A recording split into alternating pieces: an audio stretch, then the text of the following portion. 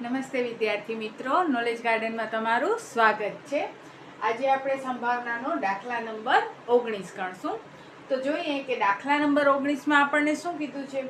એક પાસાની 6 સપાટી ઉપર A, B, C, D, E અને A અક્ષરો લખેલા છે। આપણે જાણીએ છીએ કે જે પાસા હોય છે, સાપસીડીમાં આપણે જે રમતા હોય છે, એના ઉપર 1, 2, 3, 4, 5, 6 એવી રીતે ટપકા કરેલા હોય છે, ડોટ્સ કરેલા હોય છે। એક સપાટી ઉપર એક ડોટ્સ હોય, બીજી સપાટી પર બીજો ડોટ્સ હોય, એટલે કે 2 ડોટ્સ હોય, ત્રીજી સપાટી પર 3 ડોટ્સ હોય। પણ અહીંયા કને આપણો પાસો છે એ ધારો કે આપણે બનાવ્યો છે, કે એક બાળકે રમતા રમતા બનાવ્યો છે અને એને પાસાની 6 સપાટી ઉપર લખ્યું છે A, B, C, D, E અને પછી આગળ નહીં આવડતું એટલે પાછું A। અરે આ તો રકમ છે, આપણે તો જસ્ટ વાત કરીએ છીએ કે એક પાસાની 6 સપાટી ઉપર A, B, C, D, E અને A અક્ષરો લખેલા છે, એટલે કે પાસાની કુલ સપાટી 6 છે, બરોબર। અને આપણા કને અક્ષર પણ કેટલા છે? 6 છે। હવે પાસાને એક જ વાર ઉછાળવામાં આવે અને પાસો ઉછાળે ત્યારે સપાટી ઉપર A મળે અને બીજી સંભાવના કઈ છે? D મળે, તેની સંભાવના શોધો। તો આપણે સ્ટાર્ટિંગ કરીએ તો પાસા ઉપર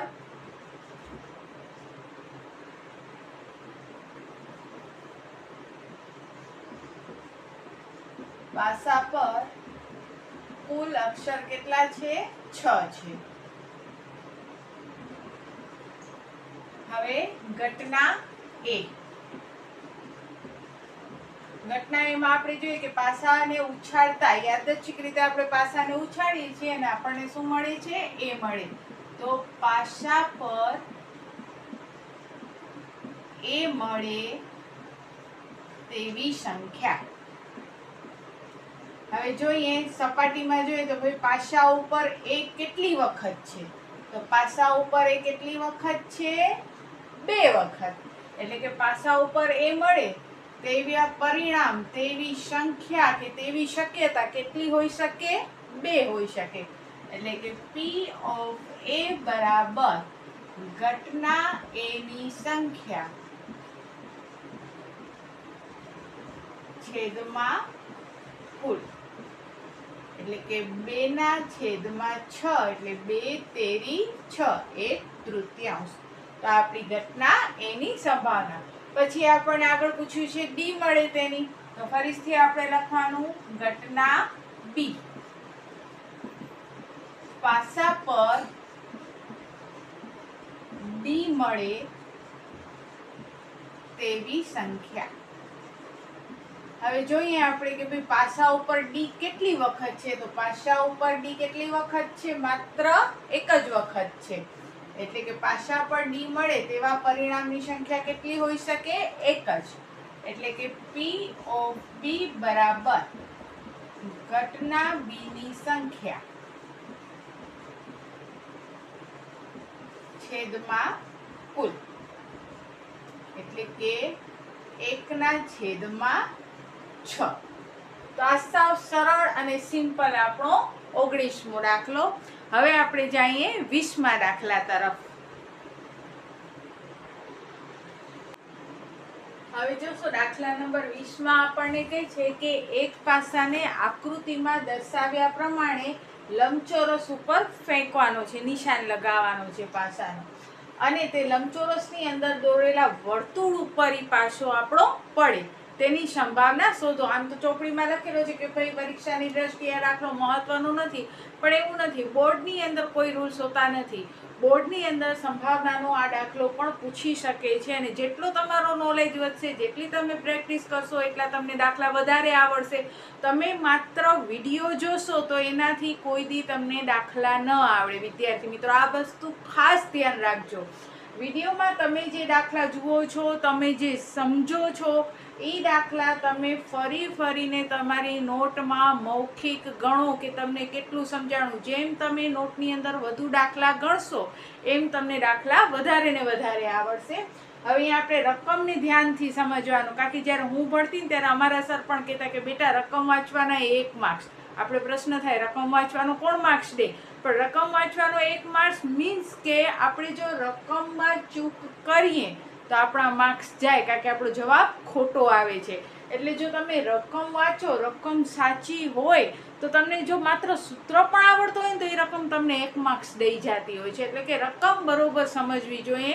રકમ તમે બરોબર સમજો છો તો તમને વધારે ને વધારે રકમ સમજાશે તો તમને એનો ઉકેલ પણ તરત મળતો આવશે.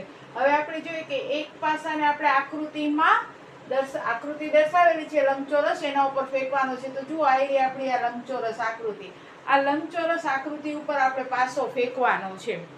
અને જ્યારે આપણે પાસો ફેંકીએ છીએ ત્યારે ઈ પાસો આ વર્તુળ ઉપર પડે એની સંભાવના આપણે શોધવાની છે. તો જ્યારે આપણે લંબચોરસ ઉપર ઘા કરીએ છીએ પાસાને ત્યારે આ કોઈ પણ જગ્યાએ પડી શકે છે. અહીંયા પડી શકે, અહીંયા પડી શકે, અહીંયા પડી શકે, બરોબર. લંબચોરસના કોઈ પણ ભાગમાં પડી શકે છે, અંદર પણ પડી શકે, કારણ કે આ વર્તુળ પોતે પણ કહે છે લંબચોરસની અંદર જ છે. તો ટૂંકમાં આ આખા લંબચોરસમાં આપણો પાસો ખપે ત્યાં ટચ થઈ શકે છે, ખપે ત્યાં સ્પર્શ થઈ શકે છે. તો લંબચોરસના આખા ભાગમાં ખપે ત્યાં પાસો અડી શકે છે. એનો મતલબ લંબચોરસનો આખો આવરેલો ભાગ એટલે કે લંબચોરસનો ક્ષેત્રફળ. તો એ સંભાવનાથી અલગ સૌથી પહેલા આપણે લંબચોરસનો ક્ષેત્રફળ શોધવો પડશે, જે તમે આગલા ધોરણમાં સરખાઈથી ભણી આવ્યા છો. એના સૂત્રો પણ તમને આવડતા હશે. લંબચોરસનું ક્ષેત્રફળ બરોબર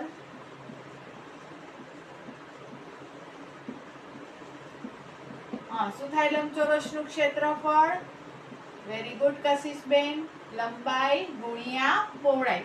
આપણને લંબાઈ અને પહોળાઈ બંને આપી દીધી છે, 3 મીટર અને 2 મીટર, એટલે કે 3 દુ 6 મીટર. એટલે આપણો પાસો આ 6 મીટરમાંથી ખપે ત્યાં પડી શકે છે. આખી આકૃતિમાંથી ખપે ત્યાં પાસો પડી શકે છે, લાગી શકે છે, એને ટચ થઈ શકે છે. આપણે સંભાવના પૂછી છે વર્તુળ ઉપર પડે, તો વર્તુળ ઉપર જુઓ અહીંયા ક્યાંય પણ ટચ થઈ શકે વર્તુળમાં, બરોબર. તો આપણે આ વર્તુળનો અંદરનો આખો વિસ્તાર એટલે વર્તુળનું ક્ષેત્રફળ કહેવાય. એટલે સાથે સાથે આપણે વર્તુળનું ક્ષેત્રફળ પણ શોધી લઈએ. તો વર્તુળનું ક્ષેત્રફળ શું થાય? તો વર્તુળનું ક્ષેત્રફળ થાય 2πr². Sorry, πr². હવે પાઈ જ આપણે રાખશું. હવે r એટલે શું થાય? r એટલે થાય ત્રિજ્યા. આપણને આપેલો છે વ્યાસ. હવે વ્યાસ આપણને 1 મીટર આપ્યો છે.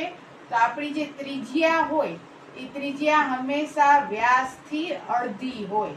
તો વ્યાસ 1 મીટર છે તો એના અડધા કેટલા થાય? 1/2. એટલે કે r ની જગ્યાએ આપણે લખશું 1/2 વર્ગ. એટલે કે પેલા વર્ગ કરીએ તો 1 નો વર્ગ 1 ને 2 નો વર્ગ 4. એટલે કે આપણું વર્તુળનું ક્ષેત્રફળ આવશે π/4. ફરીથી એટલું એકવાર સમજી લઈએ. પેલા લંબચોરસનું ક્ષેત્રફળ, તો લંબાઈ ગુણ્યા પહોળાઈ એટલે 3 ગુણ્યા 2 એટલે 6 મીટર. પછી આ 6 મીટરમાં ખપે અહીંયા આપણો પાસો પડી શકે છે. તો આપણે સંભાવના શોધવાની છે એની છે વર્તુળ ઉપર પડે એની. તો વર્તુળમાં આટલા વિસ્તારમાં ક્યાંય પણ પડી શકે એટલે આપણે વર્તુળનું ક્ષેત્રફળ શોધ્યું.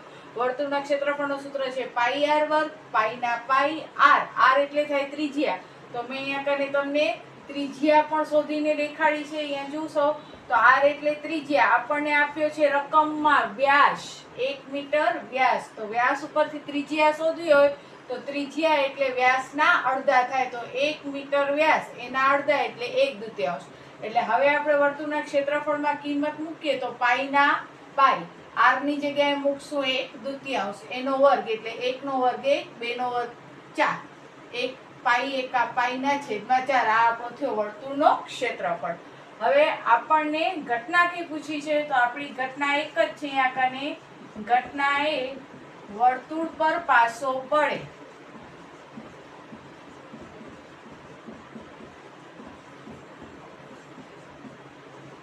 તેવા પરિણામ.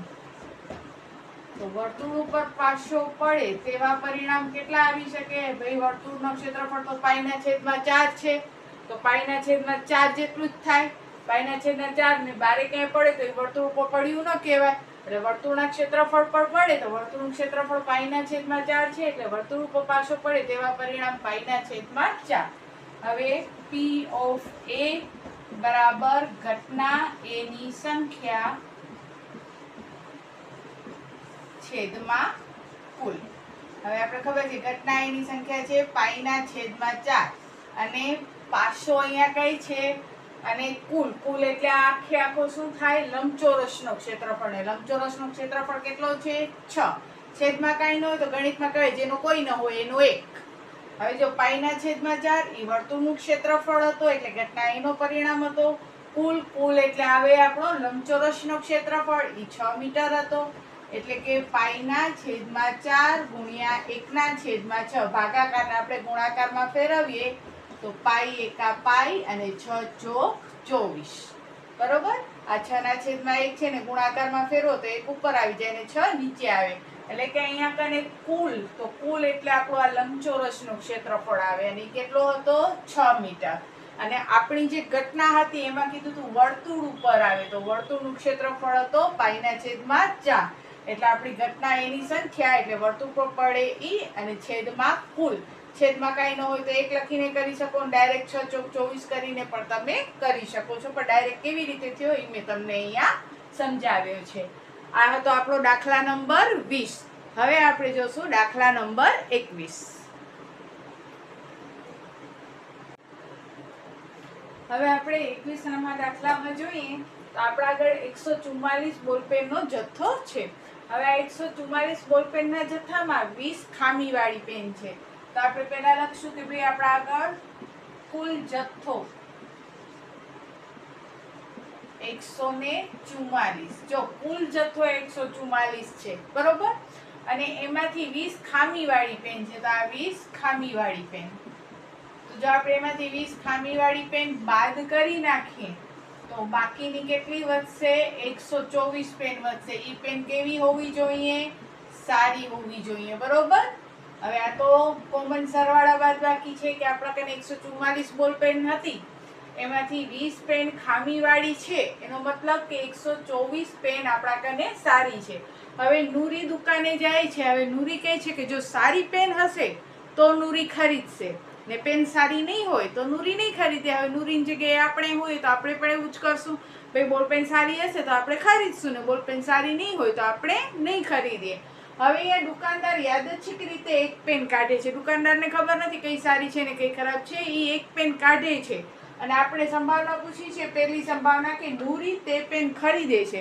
હવે જો નૂરી ખરીદે છે એનો મતલબ શું થયો કે દુકાનદારે જે પેન કાઢી છે કેવી હોવી જોઈએ સરસ કસીસ પેન. કેવી હોવી જોઈએ એ સારી પેન હોવી જોઈએ તો જ નૂરી ખરીદે. એટલે કે આપણી ઘટના એ શું બનશે અહીંયા કને તો આપણી ઘટના એ બનશે નૂરી પેન ખરીદે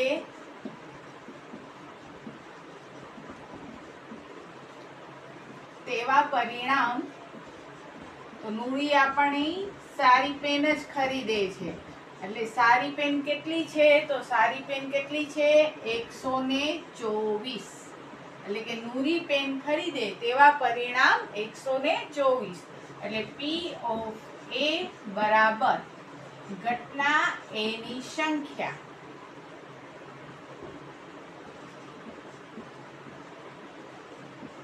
છેદમાં કુલ. હવે નૂરી પેન ખરીદે એની સંખ્યા છે 124 છેદમાં 144. જો એકમના સ્થાને બેકી સંખ્યા હોય ઉપર અને નીચે તો એ હંમેશા ઉડતી જ હોય એટલે અહીંયા આપણે એને ઉડાડશું 124 એટલે 62 દુ 124 ને 72 દુ 144 બરોબર. 62 દુ 72 હવે આ બે તો ઉડી ગયા. હજી એકમના સ્થાને બે છે એટલે હજી રકમ ઉઠશે 31 દુ 62 અને 24 દુ 72 એટલે આપણો જવાબ આવશે 31/24. હવે ઘટના બી એટલે એકવાર ઘટના આખી સમજી લ્યો પછી અહીંયા જ ઘટના બી દેખાડું જેથી કરી તમને અક્ષર મોટા અને વ્યવસ્થિત દેખાય. તો નૂરી પેન ખરીદે તેવા પરિણામ. તો નૂરી હંમેશા સારી જ પેન ખરીદે છે એટલે સારી પેનની સંખ્યા 124 એટલે આપણી ઘટના એની સંખ્યા 124 ને કુલ 144. 124 એટલે જુઓ 2 દુ 4 ને 2 ચોક 12 એટલે 62 દુ 124. 2 દુ 4 ને 7 દુ 14 72 દુ 144 એટલે 62/72. હજી એકમના સ્થાને બે છે બેકી રકમ છે ઉડશે તો 31 દુ 62 ને 24 દુ 72. સોરી 24 નહીં પણ 36 તું, મને એમ કે કોઈ બોલે પણ કોઈ ન બોલ્યું. 31 દુ 62 અને 36 દુ 72. એટલે આપણો જવાબ શું આવશે પ્રોપર? 31 ના છેદમાં 36. હવે આપણે જઈએ ઘટના બી તરફ. ઘટના બી માં એમ કહે છે કે નૂરી પેન ન ખરીદે. હવે જો નૂરી પેન ના ખરીદે તો આ ઘટના બી. નૂરી પેન ના ખરીદે તેવા પરિણામ. તો નૂરી ક્યારે પેન નહીં ખરીદે? વિચારો જોઈએ. ક્યારે પેન ન ખરીદે નૂરી? બોલો બોલો બોલો હર્ષભાઈ, ક્યારે નહીં ખરીદે નૂરી પેન? તો નૂરી ક્યારે પેન નહીં ખરીદે? ખરાબ હશે તો. ખરાબ પેનની સંખ્યા કેટલી છે? 20. તેના પરિણામ કેટલા આવશે? 20. એટલે કે P of B બરાબર ઘટના બી ની સંખ્યા છેદમાં કુલ. જો આ એવી રીતે જ મેં કર્યું કારણ કે તમને ખ્યાલ આવ્યો કે બધી વસ્તુ ઈને ઈ જ છે, ખાલી થોડું જ ફેરફાર આપણે કરવાનું છે. ઘટના બી ની સંખ્યા છેદમાં કુલ. ઘટના બી ની સંખ્યા કેટલી છે? 20. અને આપણા આગળ કુલ બોલપેન કેટલી છે? 144. હાલો હવે તમે છેદ ઉડાડો. જો એકમના સ્થાને 0 અને 4 છે એટલે ભાગ થશે. 10 દુ 20. કેટલા દુ 144 થાય? 72 દુ 144. બરોબર? હવે 10 એટલે 5 દુ 10 અને 36 દુ 72 કે 24 દુ 72 મારી જેમ. 36 દુ 72. બે ઉડી ગયા. એટલે હવે આપણો જવાબ આવશે 5 ના છેદમાં 36. એટલે કે આ નૂરી ન ખરીદે એની સંભાવના આવશે 5 ના છેદમાં 36. તો અત્યારે આપણા 21 દાખલા થયા. નેક્સ્ટ વિડીયોમાં આપણે આગળ દાખલા શરૂ કરશું અને પછી નવો ચેપ્ટર શરૂ કરશું. તો બધા ઘરે પોતાની નોટમાં જેટલા પણ દાખલા થઈ રહ્યા છે એ બધા દાખલા મોઢે કરવાની કોશિશ કરજો. તો તમને જરૂરથી આવડશે. જેમ બધું પ્રેક્ટિસ કરશો એમ બધું તમને આવડશે. આ સાથે આજે આટલું. જય ભારત. સૌ ભણે સૌ આગળ વધે.